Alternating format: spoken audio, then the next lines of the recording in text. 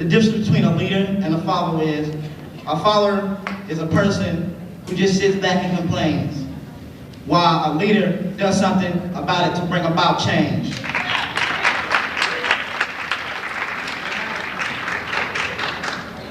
Some of you think you're too young to be leaders of today. Do you know how old Martin Luther King Jr. said it? You know how old Martin Luther King Jr. was when he gave his first sermon? 16. He was 16 years old.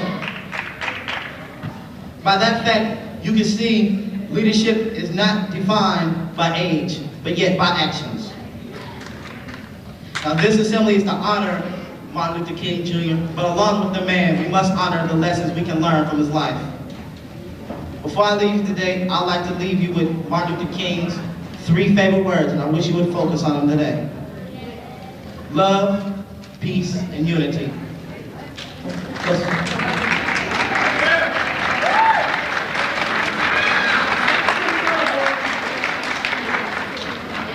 Because without love, there can be no peace. Without unity, there can be no peace either. Martin Luther King was a man with mission. He took a road that looked like it was going nowhere, but it led straight to the promised land. A land where the promise that all people were created equal would be alive in the hearts and minds of every person. A land where we would be as used to equality as we are to violence. His views of nonviolence are the best way to fight violence without becoming a part of it. Dr. King had 6 nonviolence principles. Here are the first 3. First, nonviolence is a way of life for courageous people. And he was definitely one of the most courageous people in our history. Second, nonviolence seeks to win friendship and understanding. Dr. King knew all about friendship, and he was definitely understanding. And third, nonviolence seeks to defeat injustice, not people. He definitely defeated injustice, but he helped people. These 3 principles make me think of all the good things Dr. King was to us. This is a tribute to a man who stood up and fought for what he believed, even though his knees were probably shaking, just like mine are now. He said things that went up against all the wrongs of racism.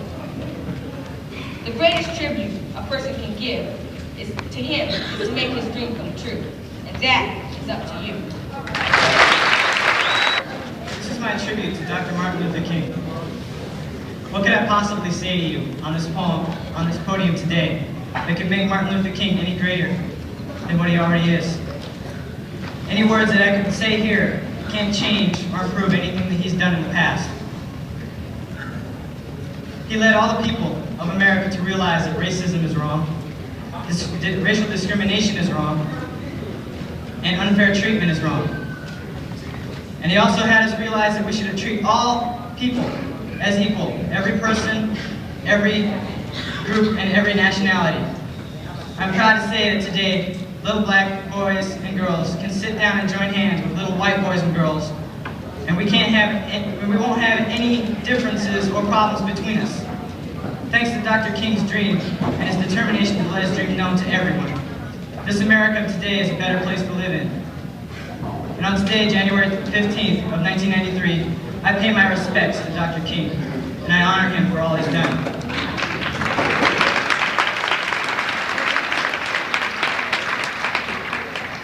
And I also pray that his dream will become a reality to everyone, so that we can all live together in peace.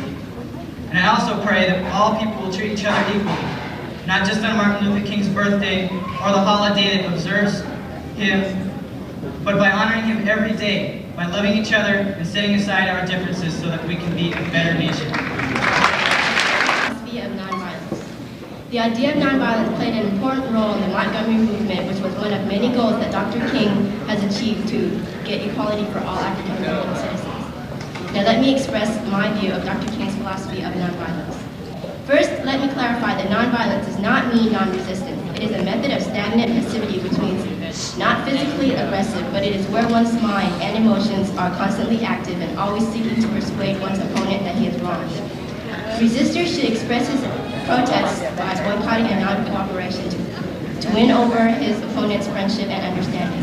And in doing this, one can achieve more by showing the power to resist lowering oneself to a level of another, which, in my opinion, takes greater courage and maturity to put into effect. On the contrary, succumbing to violence means agreeing to bitterness and hatred, whereas the center of violence stands the principle of love. As Dr. King had once said, if I respond to hate with a reciprocal of hate, I do nothing but intensify the harmony by means of positive, nonviolent action. Why is it then, even when we can accomplish success using nonviolence as a solution, but yet now we still allow others to pull us through the point of working against one another? Until now, we are still fighting. What we must know is that we are fighting not only for one race, but for all. Now we will have the McDonald's restaurant presentation by Jesse Perry.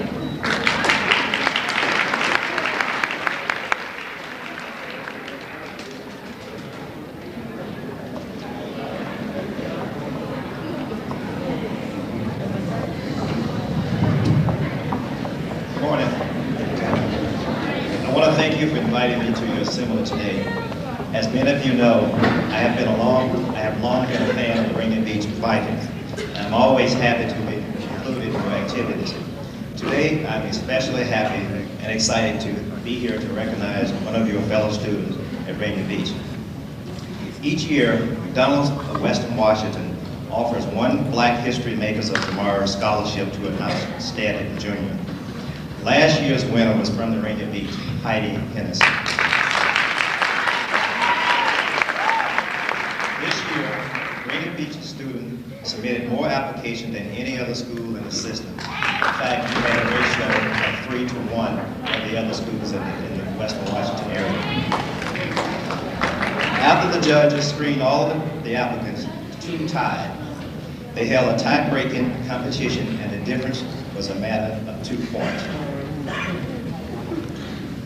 Kiswanda Gayden was the runner-up, and we would like to honor her with a special plaque for her outstanding achievement in school and the community. We have also decided to issue a second scholarship for $250.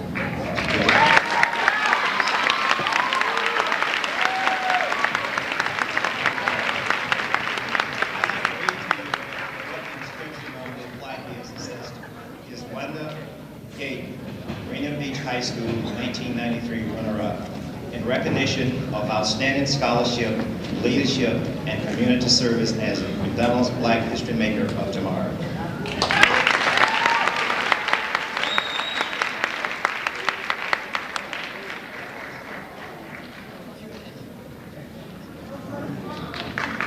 What you gonna do, put it in a wallet? No, her purse.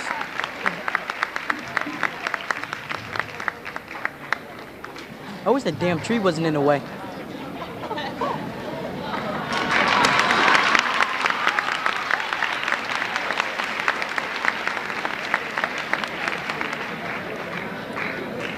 Okay, also, next year, McDonald's will award 3 scholarships. Hey, David, can you go down there and move that goddamn tree out the way? $1,500. Second will be $1,000, and third $500.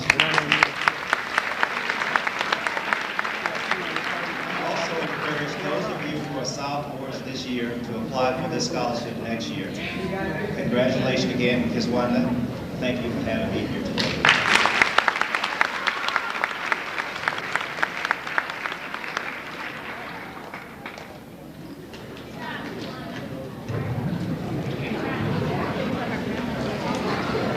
Now we will have a selection by the Rainier Beach Gospel Choir.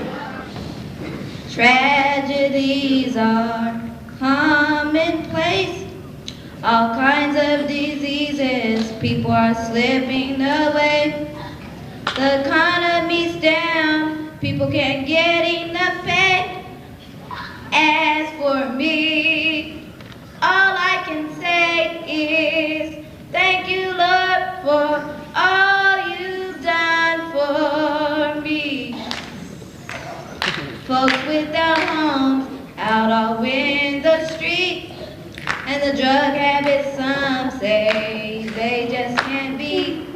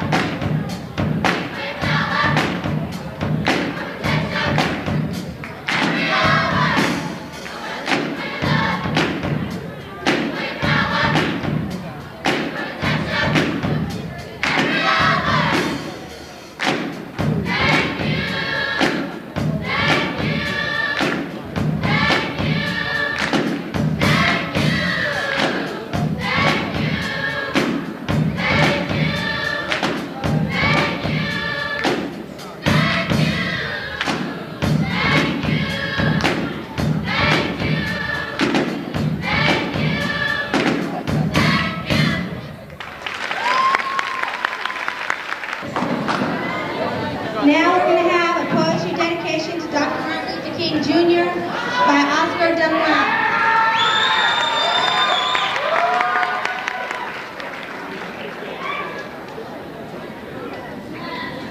Dedication to Dr. Martin Luther King Jr. You watch the kids in the streets, their bodies reeking with hatred.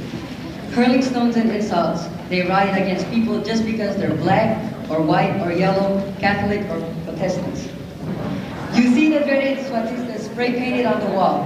Does it rip through you cringe with fear, disgust as it makes me? Sometimes I think we are so alike, you people and mine.